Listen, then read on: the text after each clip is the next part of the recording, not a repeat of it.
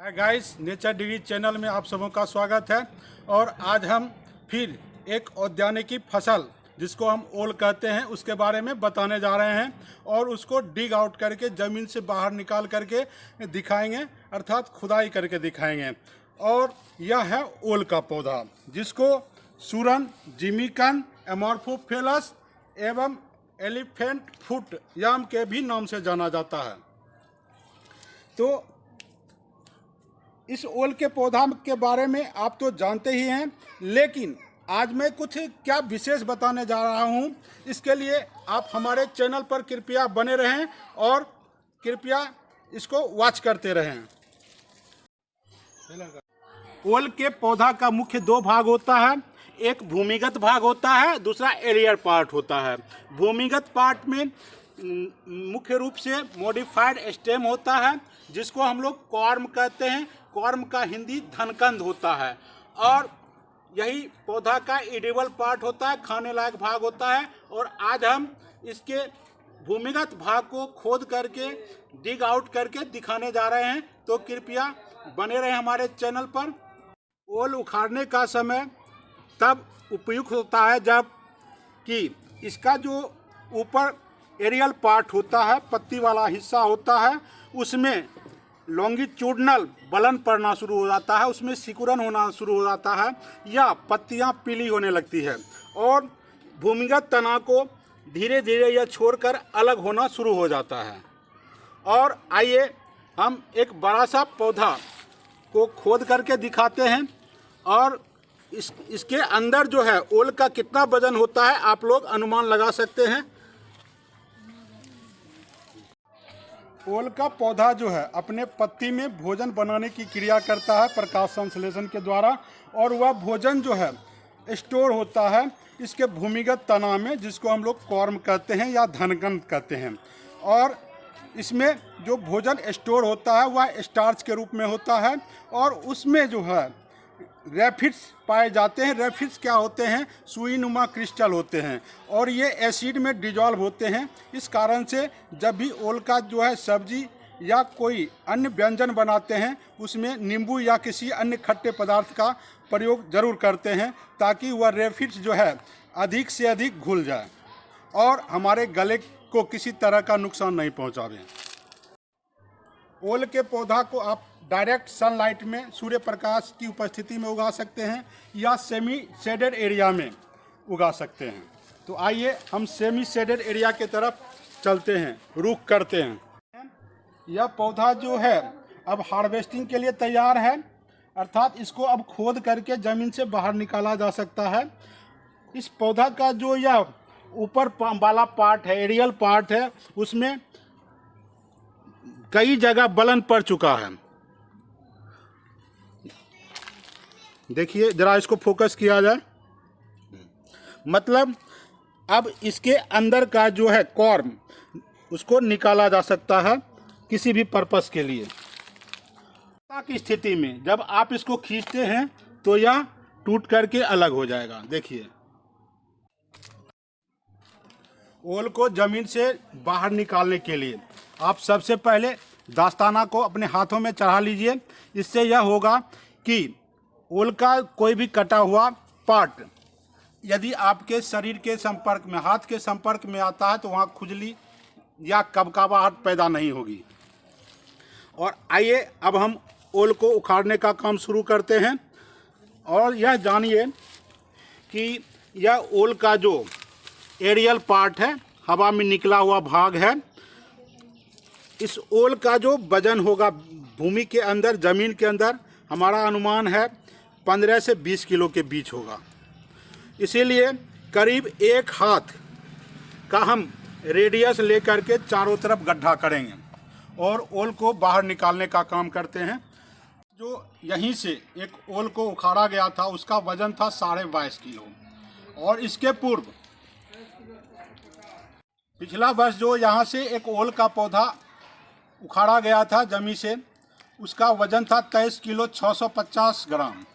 और इसके कई वर्ष पहले, 8-10 वर्ष पहले, हमारे चाचा जी के द्वारा एक पौधा से जिसको छोड़ दिया गया था पहला वर्ष, अगले वर्ष उससे 3-4 जो कॉर्म था नया पौधा के रूप में तब्दील हुआ और उससे जो ओल का खनन हुआ उसका वजन था 52 किलो।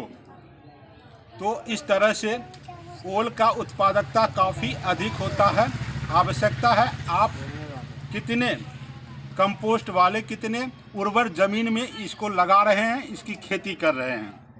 और आज ओल खोदने में हमारी मदद कर रहे हैं सत्येंद्र जी। इनको ज़मीन से निकालने का एक अच्छा अनुभव है और इस काम में हमारी मदद करने जा रहे हैं। तो सबसे पहले हम थोड़ा दूर मिट्टी हटाकर शुरुआत करते हैं और समझा देते हैं। यहाँ से जो है करीब 1 हाथ है ना, चारों बगल का मिट्टी हटाना है और धीरे धीरे, और इस तरह से हटाना है। ओल का जो भीतर का हिस्सा है जिसका हम लोग जो है उपयोग करते हैं सब्जी में, चोखा में, वह किसी तरह से कटना नहीं चाहिए। चलिए शुरू।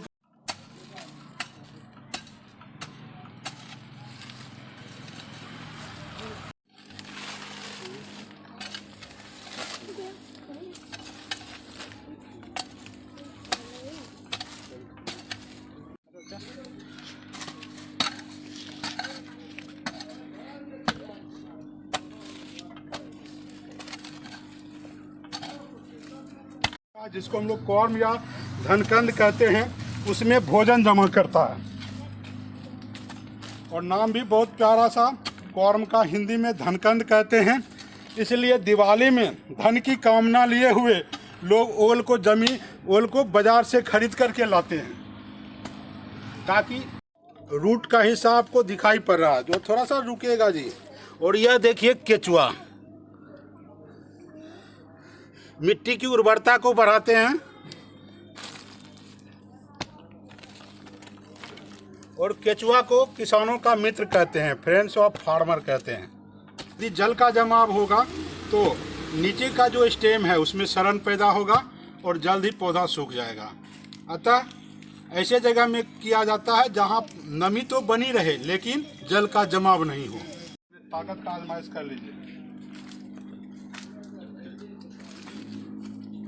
देखिए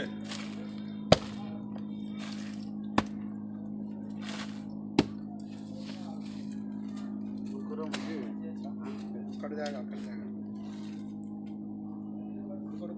थोड़ा खुरपी से मिट्टी निकालने दो, ठीक है। अब सावधानी से उखाड़ने की आवश्यकता है।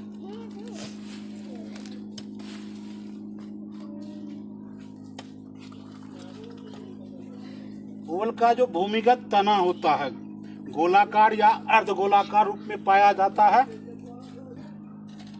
जैसा कि आप देख रहे हैं यहाँ पर ईंट पत्थर भी है।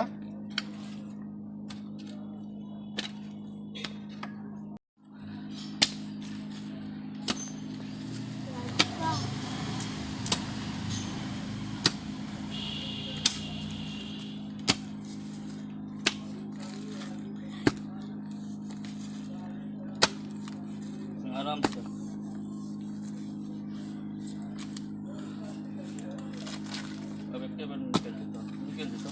20 किलो से कम नहीं है, जैसा कि मैं अनुमान लगा रहा हूँ।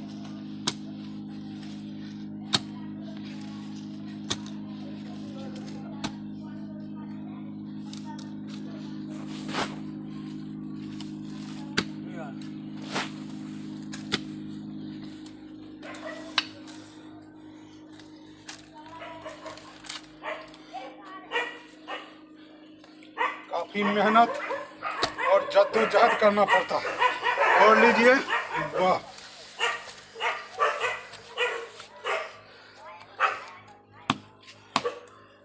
बहुत सारा रूट निकला हुआ है।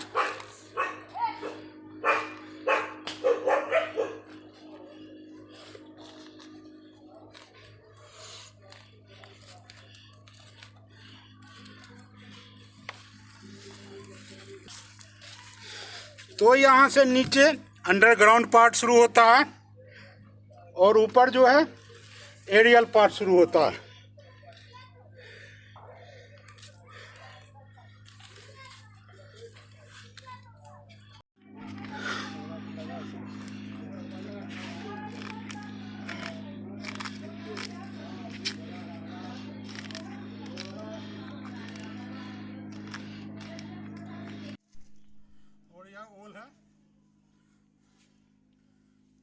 स्टेम का मॉडिफिकेशन, और इसको हम कॉर्म या धनकंद कहते हैं।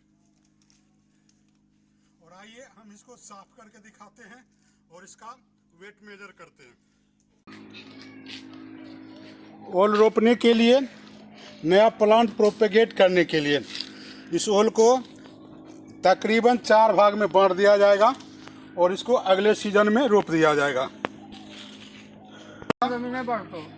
ओल का पौधा भोजन का संग्रहण अपने अंडरग्राउंड स्टेम में करता है और ऐसा करके वह पेरिनेशन के अवस्था में आ जाता है। सालों भर सुषुप्ता अवस्था में रह करके अपने आप को जीवित रखता है और अगले सीजन में इसी स्टोरेज फूड का उपयोग वह जो है प्लांट प्रोपेगेशन के लिए, नए पौधा के प्रवर्धन के लिए करता है। इसके कॉर्म से अपस्थानिक जड़ें निकलती है जो वाटर और मिनरल्स का एब्जॉर्बेशन करती है, पौधे को जिंदा रखने में मदद करती है। पानी दीजिए।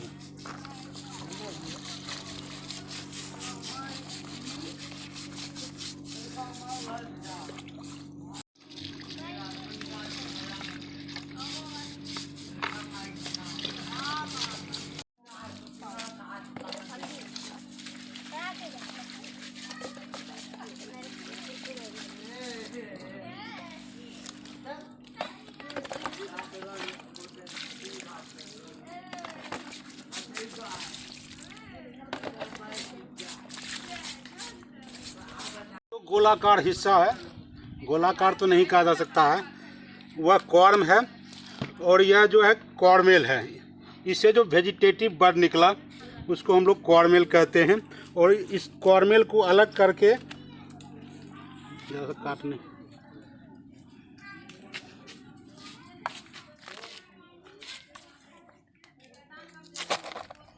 इस कॉर्मेल को अलग करके हम नया पौधा को प्रोपेगेट कर सकते हैं, या फिर इस कॉर्म को काट करके कई हिस्सा में रोप सकते हैं नया पौधा प्राप्त करने के लिए।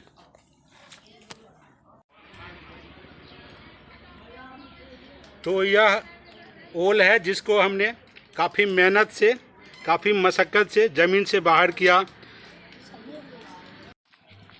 और आइए इसका हम वज़न मापते हैं।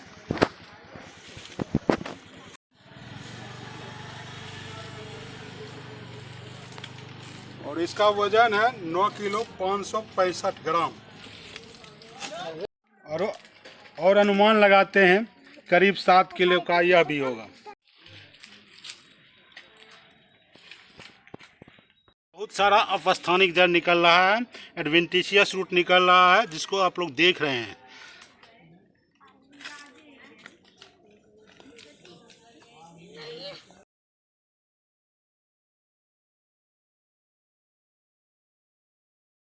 जैसा कि आपने मापा था कि ओल का वजन जो था 22.5 किलो के लगभग था, इस बार जो है उतना बड़ा नहीं निकला। क्या कारण हो सकता है ये बताइए। अब की बार इसमें ना निराई हुआ, ना गुड़ाई हुआ, कुछ नहीं हुआ, ना इसमें कोई मेहनत हुआ। अब की बार सिर्फ लगा के छोड़ दिया गया। लगा के छोड़ दिया, इस बार मेहनत नहीं हुआ। यदि मेहनत होता तो फिर अब की बार 20 किलो से ऊपर जाता, मतलब वजन बढ़ता, दुगुना हो जाता करीब। तो ओल का जो वजन है मेहनत के ऊपर काफ़ी डिपेंड करता है। आपने ओल के पौधा को कितना हद तक जो है पोषक तत्व पहुंचाया है, उसकी कितनी सेवा की है, और इस पर भी ओल का वजन निर्भर करता है। देख रहे तोल देने वो